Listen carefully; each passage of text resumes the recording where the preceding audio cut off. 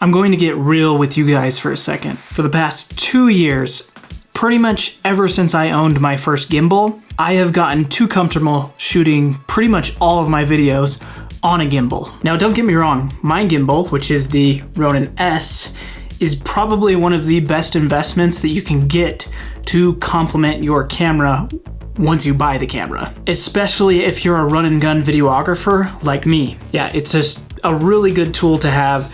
Even if you aren't run and gun, it's one of the most useful tools that you can have. Now, every year I like to focus on one area of video for me to improve on.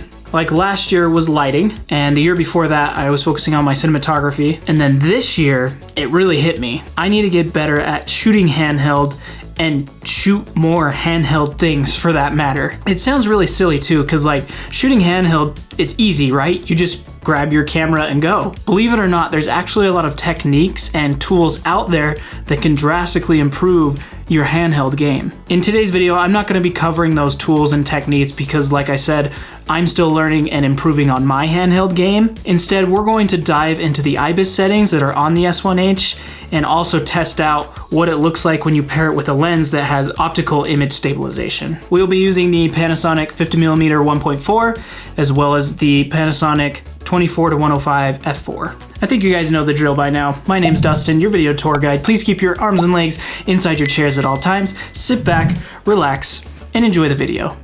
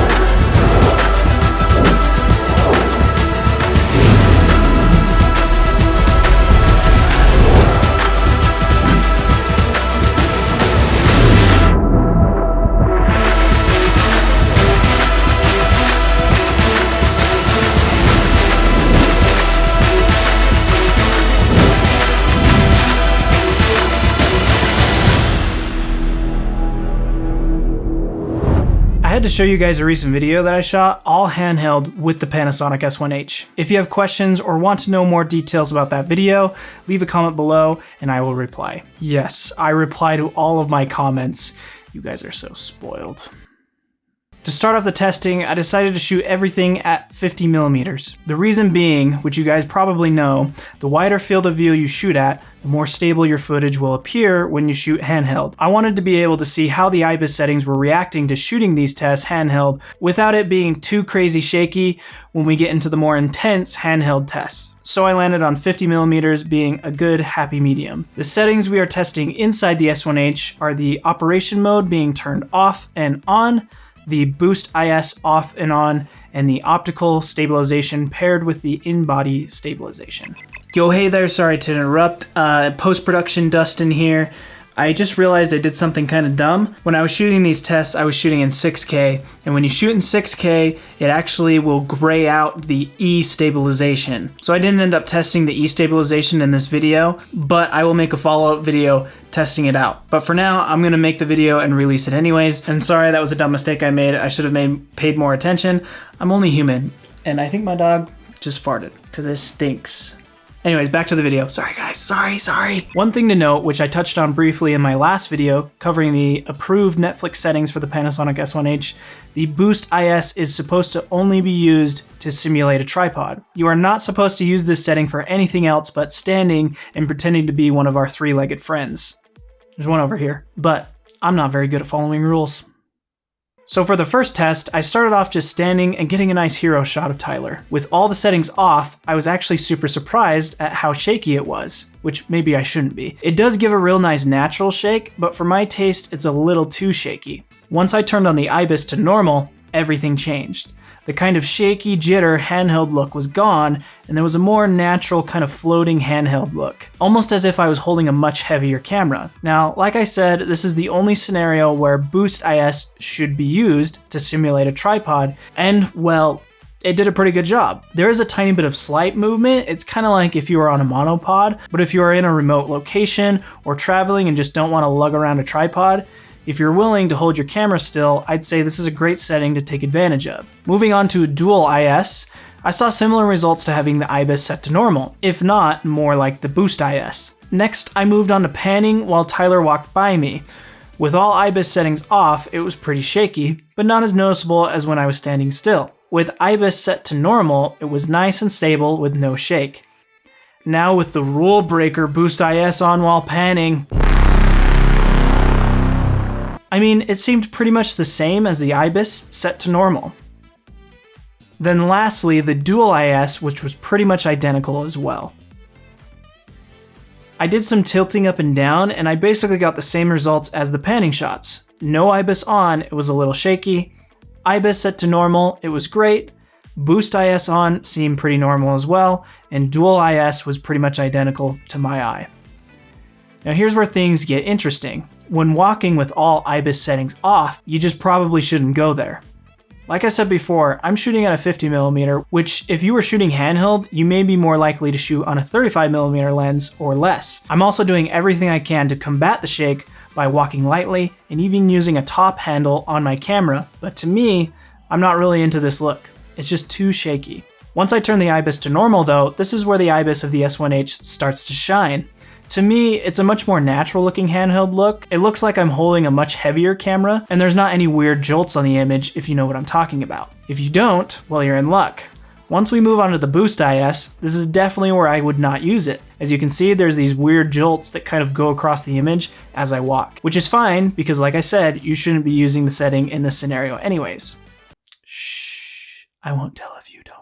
Moving on to the dual IS, I got a really comparable result to having the IBIS set to normal. Next we did some running. With no IBIS settings on, well, I mean it's kind of a blurry mess. Remember, this doesn't go to say you could get different results using a wider focal length, but in this case, when we move on to the IBIS set to normal, I definitely prefer how it handles it over not having it turned on. With Boost IS on, it kind of made everything look kind of jiggly, so you definitely don't want to use it in this scenario. And then with Dual IS on, I think this is definitely where I see it coming in handy and looking the best. I tried to have Tyler simulate some kind of action shots using my soccer ball. I didn't see too much of a noticeable difference between them all. I probably wouldn't use Boost IS in this case, and like in the test where Tyler was running, you seem to get good results with IBIS set to normal and get better looking results using the Dual IS if you have a lens with optical stabilization. I did some parallaxing with those settings, and again, very similar results with the running and action shots. No IBIS being very shaky, IBIS set to normal looking decent. Wouldn't recommend using Boost IS, and decent looking as well with the Dual IS. I thought doing some rack focusing would be useful to test as well. With no IS, it was pretty shaky again for my taste. With IBIS set to normal, it was much more pleasing to look at, and I got a nice natural look. With Boost IS, it also wasn't bad, and you could probably use it in this scenario, especially if you're just doing a rack focus without panning. And lastly, Dual IS looking quite similar to the IBIS set to normal.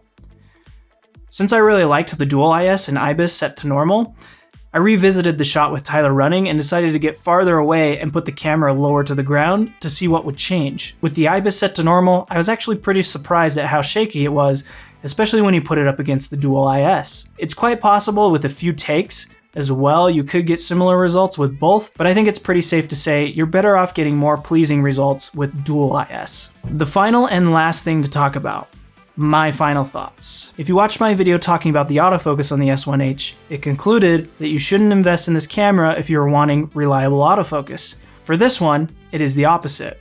I'll be honest, when I've shot on other hybrid cameras, I haven't been very impressed with how good the handheld is, which is why I shot most of my videos on a gimbal ever since I owned my first one. With the S1H though, I'm actually looking for opportunities to shoot handheld.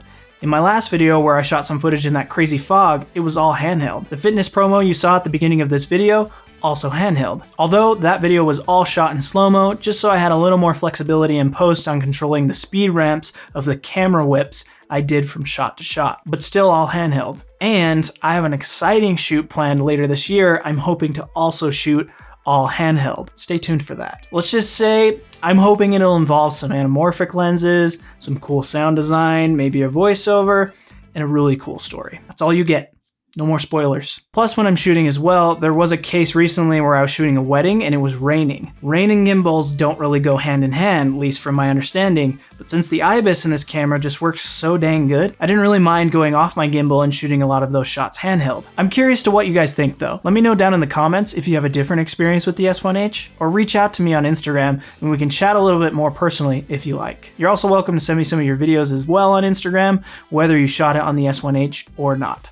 I've already had a few of you guys stop by my Instagram and show me some videos, or even just chat. Thank you for those who have, and I'm looking forward to chatting with more of you. That's all I've got for this video. If you found it helpful, be sure to give it a double thumbs up, and if you're interested in supporting the channel, check out my kit in the description below, and make sure to buy any gear through my link, which is no cost to you and supports the channel. Or you can also buy a Happy Filming t-shirt like the one I'm wearing, which also helps out. Thank you guys so much for watching and supporting the channel, but in the meantime, happy filming.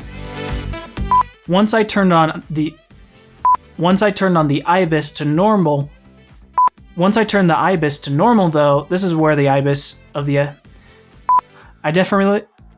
in this case, I didn't see too much of a notable. I'm curious to what you guys think. I'm curious to what you guys think